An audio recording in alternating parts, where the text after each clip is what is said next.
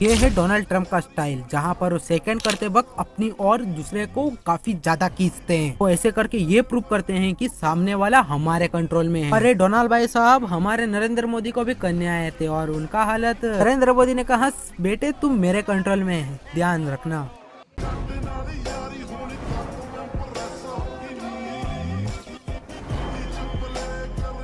मुझे नरेंद्र मोदी को देखने के बाद केजीएफ का ये वाला सीन काफी ज्यादा याद आता है। Powerful people come from powerful places.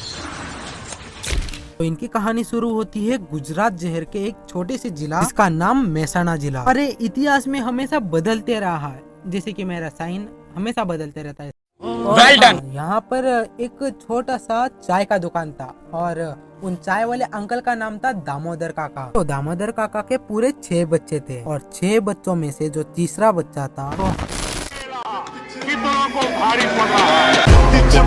प्यारे नरेंद्र काफी ज्यादा शरारती हुआ करते थे, जैसे कि किसी की दोस्त का चप्पल यहाँ से वहाँ फेंक देना और बाकी सारे।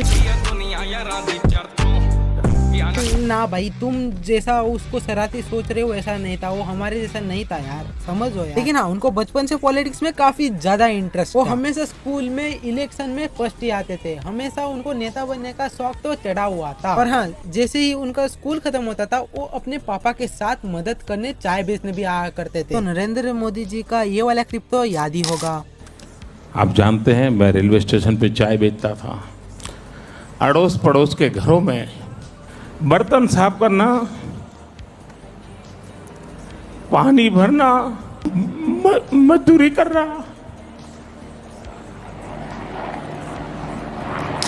चलो इस स्टोरी के बारे में भी बात कर लेते हैं। नरेंद्र जी का माता का नाम था नीराबाई। तो माता जी काफी सारे घरों में जाके वो काम करती थी, वहाँ का बर्तन मारती थी, उससे थोड़ा बहुत गुजारा हो भी जाता था। इसीलिए उनकी घर की कंडीशन इतनी ज्यादा खराब थी, नरेंद्र की फीस भरने को भी उनके पास पैसे नहीं थे। बाकी जो गांव के लोग थे उन्होंने एक साथ पैसे डाल के उनको स्कूल में एडमिशन किया, फिर उनका फीस भरे और नरेंद्र फिर से स्कूल जाने के लिए तैयार होने लगा। लेकिन जो भी कहो यार, आज का जो पर्सनैलिटी है नरेंद्र मोदी जी का, वो ड्रेसिंग में काफी ज्यादा इन्वॉल्व रहते हैं। उनका ड्रेसिंग सेंस आपका काफी कमाल दिखेगा। लेकिन उनके गुरुजी ने कहा है कि वो ड्रेसिंग सेंस इनको अभी होके नहीं बचपन से था। जब उनके घर में स्त्री भी नहीं था, वो गर्म पानी के बर्तन को लेके अपने ड्रेस पे घासते थे ताकि वो स्त्री जैसा काम कर सके। और हाँ उनके बूट तो हमेशा गंदे ही रहते थे। नरेंद्र को ये बिल्कुल पसंद नहीं था, तो कभी कभी चौक से भी उसको व्हाइट कर लिया करते थे। वेल ये हरकत कितने लोगों ने की है कमेंट में जरूर बताओ। और ऐसे करके वो हर एक दिन काटने लगे। लेकिन इस कहानी में मोड़ तब आया जब ये अपने हिंदी टीचर से मिले। उन टीचर का नाम था चंद्रकांत देवे। उनको ज्यादातर लोग वकील नाम से ही जानते थे। वो इनसे काफी ज्यादा इंस्पायर हुए, चाहे अपने स्कूल का दीवार को ठीक करना होगा या फिर सारे लोगों को एक साथ लाना होगा, नरेंद्र इस काम में सबसे आगे रहते थे। लेकिन हाँ नरेंद्र जी का ये गुण हमेशा से रहा है कि सबसे बढ़िया करना है। टीचर ने कहा है कितने के काम उनको दिए थे जो कि टीचर को लगा था भाई ये नहीं कर पाएगा,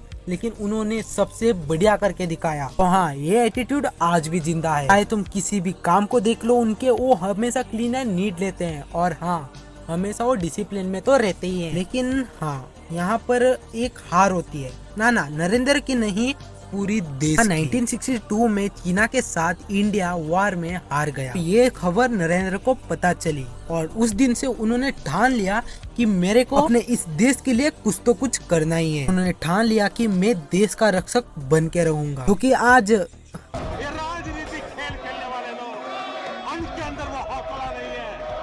बताने की जरूरत नहीं है। लेकिन बैक टू द वीडियो, उनको उस दिन से एक आर्मी ट्रेनिंग के स्कूल में जाने का सपना बन गया। तो हमारे प्यारे नरेंद्र जाते हैं एनसीसी स्कूल में। जैसे ही वो वहाँ पर जाते हैं, वहाँ के जो सर हैं वो कहने ही वाले थे कि भाई तू नहीं कर सकता, क्योंकि उनका हाइट काफी ज्यादा कम था। लेकिन इनको सर को लगा भाई ये बंदा 1-2 ट्रेनिंग लूंगा खुद से ही हार मान जाएगा। तो उन्होंने किया सबसे पहले रनिंग, जिसमें कि वो फर्स्ट आए। फिर उन्होंने खेला लंगड़ी, हाँ एक पैर से जो खेलते हैं उसको कहते हैं लंगड़ी, तो उसमें भी वो फर्स्ट आए।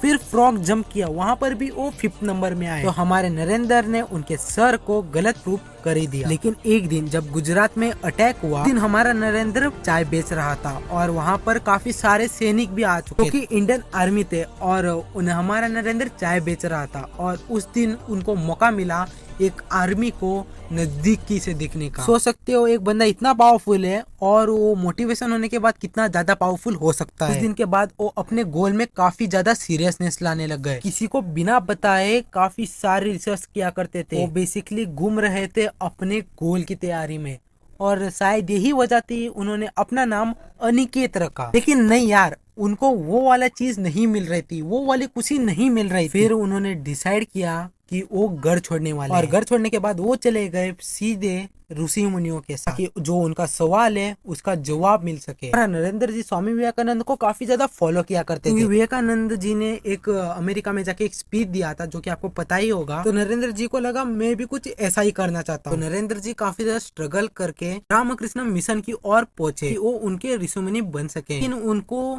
रिजेक्ट कर दिया क्योंकि रामकृष्ण मिशन का एक रूल था, नियम था कि व्यक्ति ग्रेजुएट होना चाहिए और नरेंद्र भाई ग्रेजुएट नहीं थे, इसलिए वो वहाँ सन्यासी नहीं बने।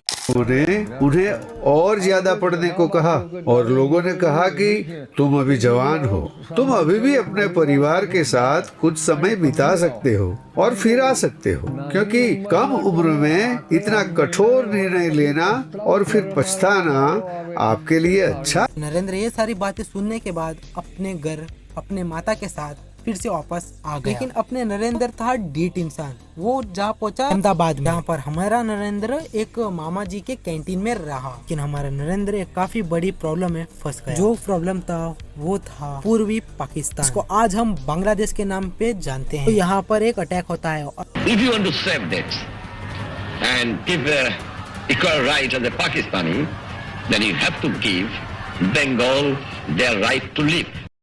1971 में पाकिस्तानी सेना ने पूर्वीय पाकिस्तान यानी कि अभी का बांग्लादेश में क्रूर नरसंहार प्रारंभ कर दिया। कुछ होने के बाद भी सरकार ने कोई भी एक्शन नहीं लिया। इसी को देखते हुए वहाँ के लोगों ने ही एक कदम उठाया, वहाँ के युवकों ने ही काफी सारे कदम उठाए। फिर एंट्री होती है इंडियन आर्मी की। उसके बाद बांग्लादेश आजाद हो गया। अकॉर्डिंग टू सरकार जो भी युवकों ने वहाँ पर सीन क्रिएट किया उनको अरेस्ट कर दिया गया। उनमें से एक थे हमारे नरेंद्र। वहाँ पर नरेंद्र ने सबसे पहली बार जेल की हवा खाई और इसी के कुछ साल बाद एंट्री होती है पॉलिटिक्स में और वो बन जाते हैं गुजरात शहर के मुख्यमंत्री। अगर तुमको उनकी पॉलिटिक्स की कहानी जाननी है कमेंट में जरूर बताना। तो नरेंद्र की कहानी से आपको काफी कुछ सीखने को मिला होगा। डेडिकेशन, हार्ड वर्क, माँ का प्यार, उनकी एक स्ट्रगल, उनकी हर कुछ मैंने कवर किया है। अगर पहले यहाँ तक वीडियो देख रहे हो तो 109 कमेंट में जरूर लिखना, जिससे कि मुझे पता तो चले यार कि आपने यहाँ तक वीडियो देखा है। जिन्होंने भी सबसे ज्यादा बार लिखा होगा 109 में उनका कमेंट पिन कर दूंगा गारंटी। और ऐसे ही कुछ कमाल के लोगों के कमाल की ग्रोथ, उनकी स्टोरी जानने के लिए subscribe to our struggle FTW। Bye.